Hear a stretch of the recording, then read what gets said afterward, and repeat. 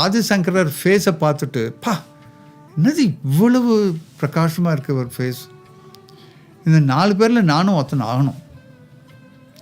ஆனால் இப்போ அவர் இல்லை. அதே போல் இருக்கிறவா யாருன்னா இருக்காளான்னு சொல்லிட்டு விசாரிக்க ஆரம்பித்தேன். இருந்தாக்கா ஓடி போயிடலாம் வீட்டிலேருந்து, நான் ஒருத்தன் குறைஞ்சாக்கா அவளை கஷ்டங்கள் குறையும்.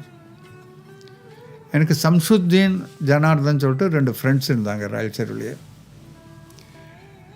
இவன் சம்சுத்தீனால எனக்கு ஒரு வாட்டி லைஃப் சேவ் ஆச்சு. ஆனால் சுவாமி தான் பண்ணார். இருந்தாலும் அவன் பேட்மிண்டன் ஆடுறதுக்கு வருவான். ஒரு நாள் ஆகிட்டு நானும் அவனும் போயிட்டே இருக்குச்சு, சடனாக ஏதோ குட்டி தண்ணேன். நான் முள்ளுன்னு நினச்சிட்டு அவங்ககிட்ட சொன்னேன், பெரிய முள் குச்சிட்டு போலுக்கு இடம் எதை அப்படின்னு சொல்லிட்டு.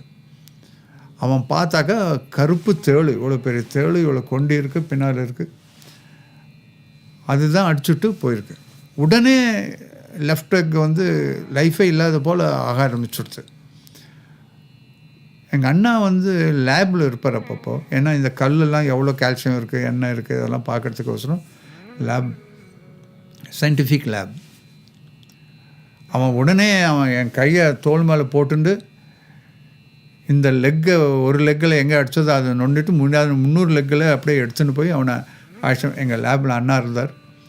அவர் உடனே ஒரு பிளேட் எடுத்து நல்லா சுட வச்சுட்டு அங்கே கட் பண்ணி அங்கே இருக்கிற பிளட்டெல்லாம் எடுத்துட்டு பொட்டாசியம் பர்மானேட் போட்டு நல்லா கெட்டியாக கட்டிட்டோம்.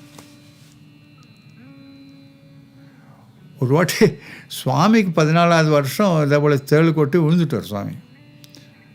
அப்போ சில பேர் சொன்னால், அது நல்ல கருப்பு தேள் உங்களை கொட்டியிருந்தால்தான் தான் நீங்கள் பெருமாள் ஆகிருக்குங்க போல் இருக்குன்னு. அப்போ சுவாமி சொன்னார், ஒரு வாட்டி தேள் கொட்டி பார்த்துக்குங்களேன், நீங்களும் பெருமாள் ஆகிறீங்களான்னு. எனவே அந்த ஒரு எக்ஸ்பீரியன்ஸ் தேள் கொட்டினாலே எனக்கு சந்தோஷமாச்சு. அப்பா சுவாமி இப்படி சொல்லியிருக்காருன்னு.